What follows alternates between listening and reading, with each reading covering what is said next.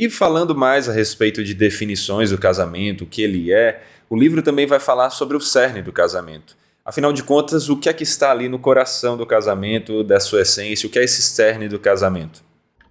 O cerne do casamento vai ter a ver com o outro pilar que ele coloca de propósito, né? Que tem a ver com a fidelidade. Tem a ver com o fato de que casamento é uma aliança, né?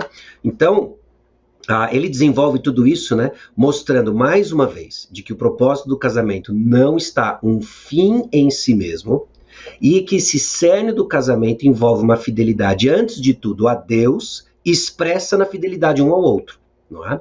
Então aprendemos muito sobre a fidelidade de Deus por nós quando nós exercemos e crescemos em fidelidade um com o outro dentro do relacionamento conjugal, né? E aí esse cerne ele é desenvolvido mostrando, né, o casamento como esse até um treinamento, né, em que a gente se apropria demais para compreender mais da fidelidade de Deus a nós, né? E eu gosto, né, agora digo eu não Ash, né, de pensar de que a própria caminhada familiar ela vai sempre colocar diante de nós, né, o desafio de aprender a viver além de nós mesmos, né? Quando dois jovens se casam, quando duas pessoas se casam, né, eles vão aprender muito sobre a importância de colocar o outro na frente de si mesmo, né? Quando os filhos começam a chegar, você começa a descobrir novas dimensões ainda mais profundas, né, de viver além de si mesmo. Quando os filhos se vão, normalmente, comumente, melhor dizendo, né, é quando os filhos começam a prestar atenção na condição dos pais, né? Então você vai ter sempre, em cada etapa, né, a oportunidade de viver além de si mesmo. E o cerne do casamento, apontando para a fidelidade de Deus, expressa na fidelidade mútua, nos ajuda a espelhar, inclusive, a diversidade na unidade, de mostrar e viver para a glória de Deus. E aí ele desenvolve isso no livro também.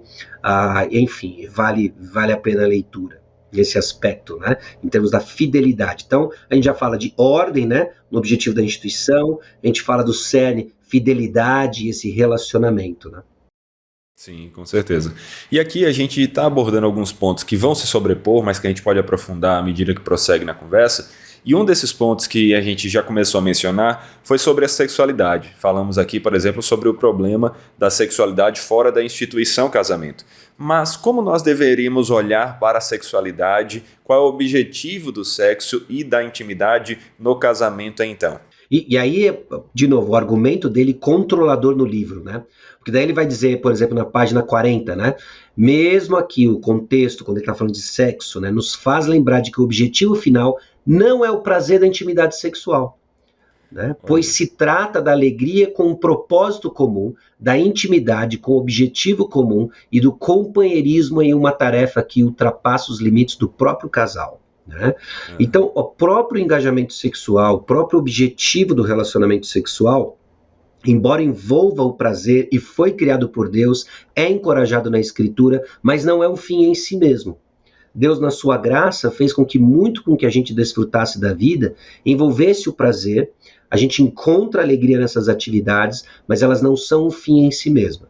Elas são apenas vislumbres, né, de um propósito ainda maior. E no relacionamento sexual, na intimidade física, nós temos aí a expressão tangível, né, visível, de algo que já está acontecendo na união desse casal. São os dois se tornando um em cada aspecto do casamento. Então eu até gosto de pensar, né, o sexo como um termômetro do relacionamento. Ele não é a causa de um bom relacionamento, ele é o termômetro de um relacionamento. Então, diálogo, conversas, a unificação de propósitos centrados naquilo que Deus estabelece em sua palavra, né? Que a gente viu, filhos, fidelidade, ordem, né? Tudo isso começa a criar uma base e o contexto e o ambiente para um relacionamento sexual satisfatório que tenha um fim além de si mesmo. Mas a busca de agradar ao Senhor, servindo o cônjuge e assim por diante, né? Muito bom. E aqui é bom a gente destacar essa ênfase de que nós não estamos indo para um lado e dizendo que o sexo é um fruto do pecado, que é por causa do pecado que existe sexo, que sexo em si não é algo que agrada a Deus. Eu sempre lembro aqui de uma história de uma senhora que chegou para conversar com o pastor e falar: pastor, eu tenho tido problemas porque às vezes meu marido quer ter relação comigo e está chovendo, e eu olho para o céu e ali pela janela e vejo as bênçãos do Senhor caindo e a gente ali no sexo. E como se fosse aquela coisa do tipo: eu estou pecando enquanto o Senhor está derramando as suas bênçãos, mas o sexo não é fruto do pecado, ele é uma bênção que o Senhor nos dá para desfrutar no casamento. Mas também nós não podemos ir para o outro extremo e dizer que ele é a razão do casamento. A gente casa porque a gente quer fazer sexo. Não, não pode ser esse o foco, né? O sexo, ele faz parte, uma parte importantíssima, essencial do casamento, né? Até por meio do sexo que nós consumamos o casamento, mas ele não é aquilo que é a essência do casamento, que é o que vai dar sentido ao casamento. Seria isso, né, Sasha? Basicamente isso, né? Ele tem uma importância significativa, mas ele não é o cerne dele, não é o coração do casamento, mas uma das suas expressões é a expressão física dessa união, né?